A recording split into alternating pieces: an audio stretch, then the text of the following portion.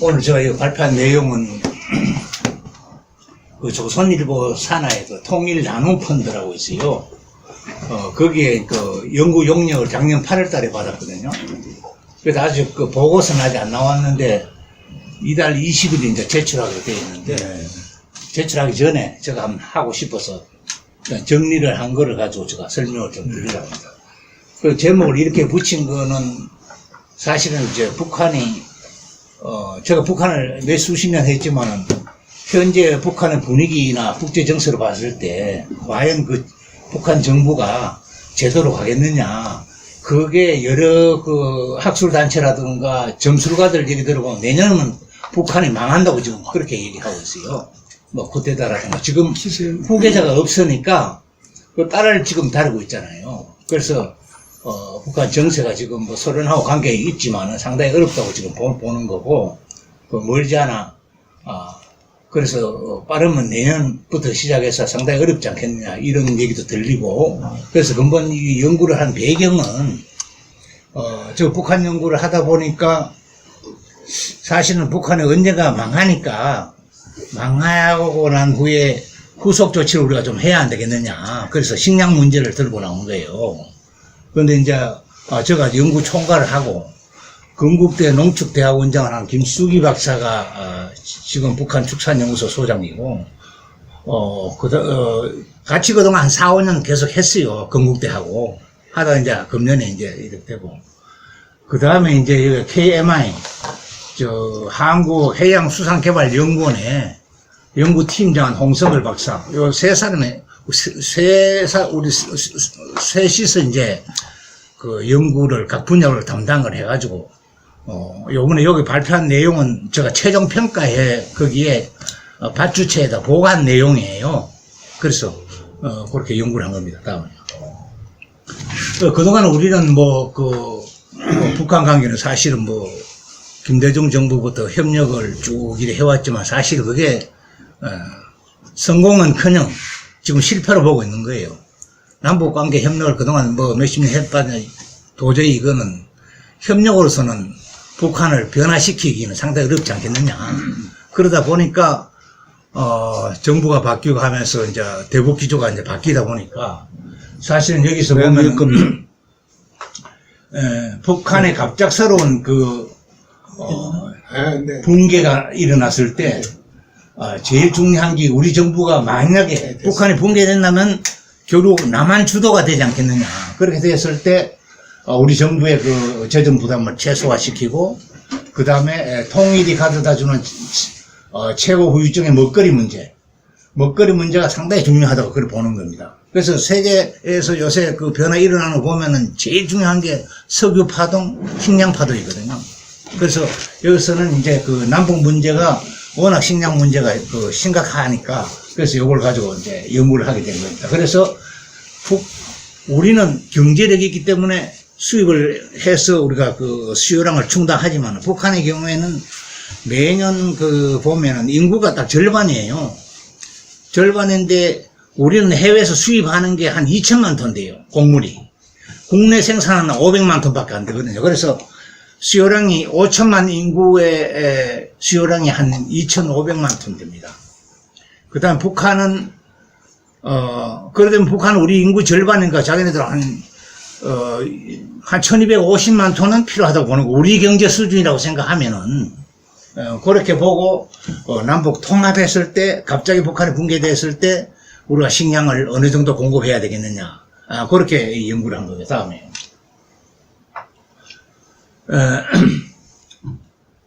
제일 밑에 보면은, 그래서 이제, 앞으로 이제 지금은 북한에 뭐 핵실험은 하고 하지만은, 뭐 상당히 언젠가는 제가 봤을 때 갑작스러운 붕괴는 뭐 시간 문제가 아닌가 이렇게 보고 있기 때문에 통일에 대한 이제 시나리오를 만들면서 중장기적으로 하면 너무 멀다. 그래서 단기적인 북한 붕괴에 대비하는 역할을 해야 되지 않겠냐 그런 생각을 갖고 있습니다. 그래서 이 연구 목적이 재료에 보면 갑작스럽게 북한이 변화했을 때 북한 지역의 혼란을 최소화하기 위해서 우리 정부의 대북 정책의 최우선 순위가 북한 주민의 식량 안보 문제 해결입니다. 그래서 이 해결을 위해서는 사전에 북한 지역의 농축수산물 생산 능력을 파악을 해보고 그 다음에 유통 부분의 체계 분석을 통해서 북한 지역의 농축수산물 수요와 공급 체계를 분석해서 비상시에 남북한의 통합 식량 수급 계획을 마련하는 데 그 목적이 있습니다. 다음. 요 연구 내용, 그래서 여기서 보면은, 이 앞에서는 이제 우리가 딱 북한이 많이 남북한 문제만 가지고 다루어서는 안 된다고 봅니다. 왜 북한이 많이 붕괴되면은, 특히 식량 문제는.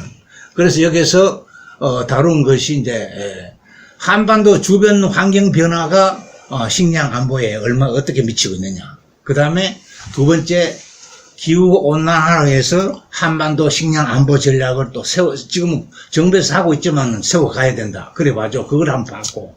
그 다음에 북한의 농정과 여기서 세 개를 연구해서 오른쪽 보면은 북한의 식량인 옥수수, 감자, 콩, 잡곡 등 주곡 위주로 살펴보고 두 번째로는 축산을 또 여기서 또 같이 보는 겁니다.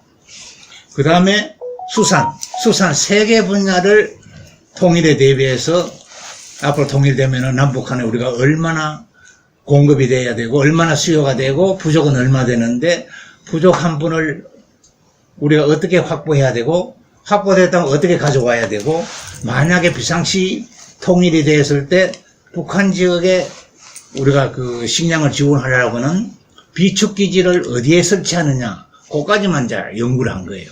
그래서 금년은 그렇게 하고 내년에는 이제 중장기 전략으로 해가지고 북한의 토지 문제, 만약 남북 통일의 토지 문제라든가 뭐 식량 문제는 가야 되고 농림축수산 그걸 다 이제 같이 이제 더듬어 보려고 지금 중장기 계획을 이제 그렇게 세우고 있는 거예요. 제일 중요한 건 아마 내년에 하는 거는 토지 문제, 농지 소유권 문제. 요새 뭐 농지 계획해가 한동호이도 뭐 제주도에서 얘기하고 사실 농지 계획에 이성만 건국관계 영화를 저도 봤습니다만은 토지 관계를 한 번씩 많이 나오는데 사실 그게 토지 계획이라는 게 상당히 중요한 거거든요. 그래서 제가 농촌경제 연구를 할 때 농지 계획 50년사를 했어요. 하면서 북한이 토지 계획을 어떻게 했느냐 좀 빗나가는데 사실은 저 위에 이제 김성호 연구위원이 있는데 그분하고 같이 했는데 사실은 철원에서 1년간 거기서 근무했어요. 연구했어. 왜? 그때 철원 38 이북지역이라고 합니다. 38 이북지역에 토지 개혁한 사람들을 붙잡고 우리가 연구를 쭉 해봤거든요. 그래서 그런 생생한 얘기는 이제 다음에 얘기하겠습니다. 다음에. 연구 방법은 사실은 이게 북한을 연구하다 보면 요 세 번째 보면은 전에는 제가 농촌경제연구원에 1977년부터 이거 북한 연구를 하게 됐는데 그게 뭐 우연히 하게 된 거예요.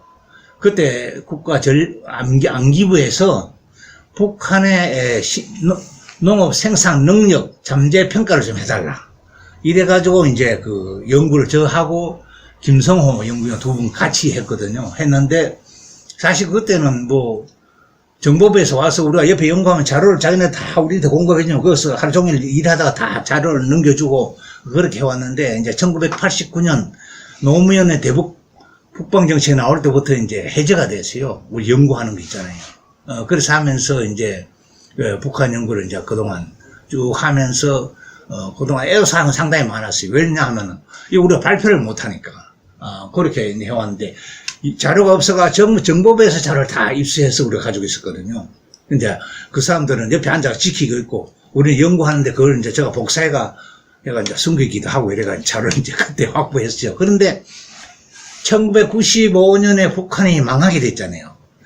완전히 망해가지고, 최근에, 며칠 전에 제가 건국대학교에서 북한의 김일성 대학 나온 사람하고 북한 공산대 교수하고 북한 농업과학원 연구원 한 사람하고 한 4사람을 불러가 이제 우리 최종 평가를 했어요. 이 연구가 제대로 자네들 생각하고 맞느냐 이제 이래 얘기해봤거든요. 얘기해봤는데 그 사람들은 이제 또 자기네들이서도 북한 자료는 모르지. 근데 문제는 여기 FAO라든가 WFP, UNDP, 이파드라든가 여기서 지금 북한에 상주하고 있어요. 1995년 북한에 워낙 식량이 부족하다 보니까 그럼 당신들 식량인데 공급할 테니까 자료를 내놔라.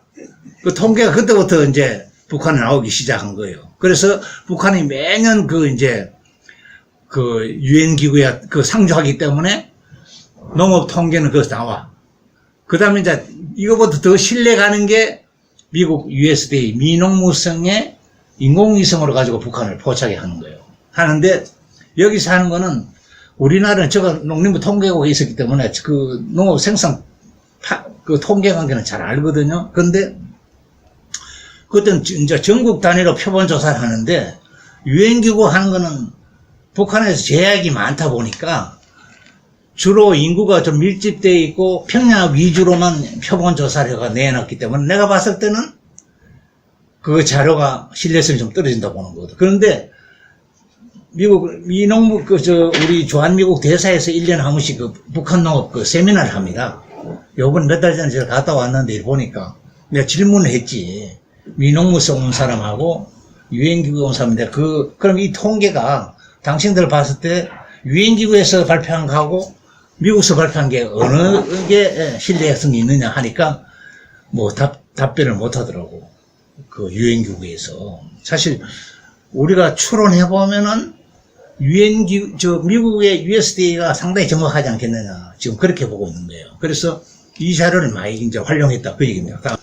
그래서 우리가 이제 북한이 갑자기 붕괴되면은 제일 중요한 건 먹거리 문제거든요. 왜냐하면 사회가 혼란이 되면은 식량 파동이 일어나요. 몇 점 몇 석, 사재기 이런 것들이 일어나거든요. 그래서 그런 문제에 이제 중점 많이 뒀는데 문제는 이제 그 식량 파동이라는 게 뭐 우리가 아무리 부족해도 우리가 가올 때가 있어야 될 거 아닙니까? 그래 주변에 그러면 우리가 식량 공급 받을 수 있는 데가 어디냐?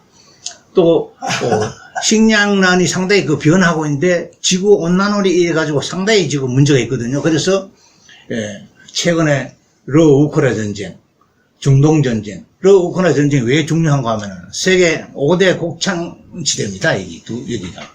특히 우크라는 거기에 국기를 보면은 제일 위에는 파랗고 그 하늘로 돼 있고 중간에 노란색 돼 있어. 그 밀밭을 얘기하는 거예요. 밀을 엄청나게 생산하는 거예요. 그 세계 수출 많이 하니까. 그런데 우크라이나 전쟁이 일어났을 때 지난번에 식량 파동 문제가 일어났어요. 그런데 국제 조정하고 왜냐하면 우크라에서 식량을 수출하려면 흑해를 지나가지고 배로 수송해야 되는데 미국이 소련 놈들이 거기에 지뢰를 갖다가 파묻어 놓으니까 못 나오는 거야. 이제 수송하려면 철도를 하면 상당히 비용이 많이 들거든요. 그래서 여기 보면은 이제 그 국제사회에서 중재를 했잖아. 특히 터키가 중재를 해가지고 수송할 수 있도록 해가지고 국제 식량 가격이 안정화되어 온 거예요. 그래. 그래서 우리나라에서 포스코 인터내셔널이 지금 그 우크라 거기에 그 곡물 엘리베이터를 설치해가지고 비상시에 가져올 수도 한 100몇십만 톤 그 저장을 해놨어요. 비상시에 가오도록. 그래서 그 우크라 전쟁이 여기 식량과 상당히 관계가 깊다. 그래가지고 그 다음에 또 이렇게 되면 이제 식량 보호주의 경향이 심화될 거고 또 그래서 식량 안보 우려가 고되고 식량 문제는 뭐 앞으로 뭐 상시화는 구조적 리스크로 가능하지 않겠느냐. 그래서 우리처럼 아까 얘기한 대로 해외로부터 거의 우리는 남쪽에는 거의 80%를 수입하는 겁니다. 여기는 이제 가축이 먹는 사료가 들어가 있어요. 사료고기 우리가 2천만 톤주에 옥수수가 한 900에서 한 1000만 톤을 수입하고 나머지 콩, 밀 그게 이제 들어오는데 거의 2천만 톤.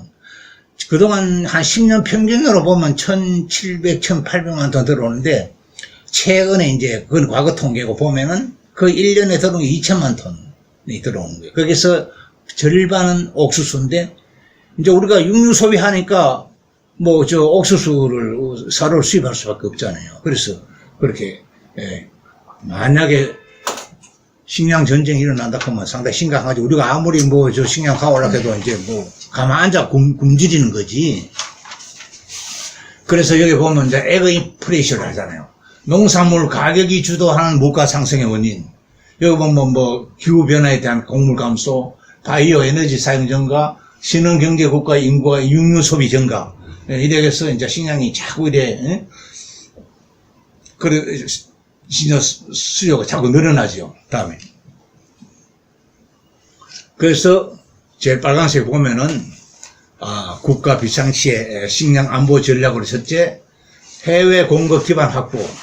왜 그러면 우리가 곡물 들어왔을 때, 사실은 세계 곡물 메이저들이 있어요.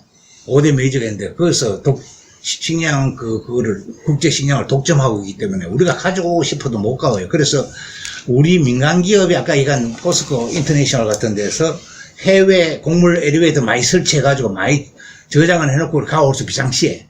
그런 전략이 지금 없어. 그리고 또 우리나라에서 국내에서 비축은 300만 톤밖에 안 돼요. 그 수요량은 지금 아까 얘기한 대로 거의 2,500만 톤이잖아요. 그러니까 우리는 경제력이 있어 가본다 해도 사실은 남한에 비상사태 일어나면 곡물 메이저들이 식량 가격을 종전처럼 해주겠어요? 완전히 올릴 거 아닙니까? 그죠? 그러되면 우리 엄청난 국가 재정 손실이 나는 거죠. 다음에. 여기에는 이제 식량 위기 사례를 쭉 연도별로 한 거예요. 그래서 70년 초에 식량 위기, 소련하고 중국이 형제가 일어났잖아요. 또 석유 파동도 일어났고.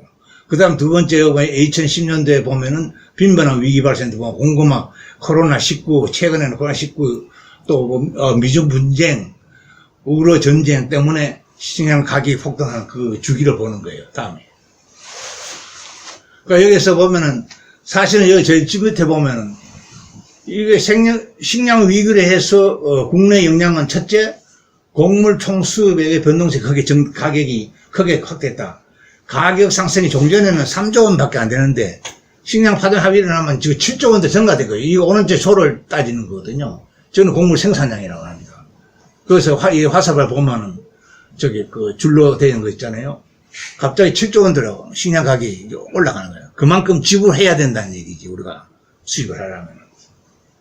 여기 보면은 세계 인구가 현재 80억인데 기후변화로 해서 매년 식량 생산이 감소하게 되면은 2050년 식량 위기가 도래할 것이라는 전망이 우세하고 한반도 식량 안보에도 영향을 미칠 뿐만 아니라 기후 위기가 앞으로 20, 30년 후는 가장 중요한 문제로 되줄 것이다. 그렇게 나온 거예요. 다음에.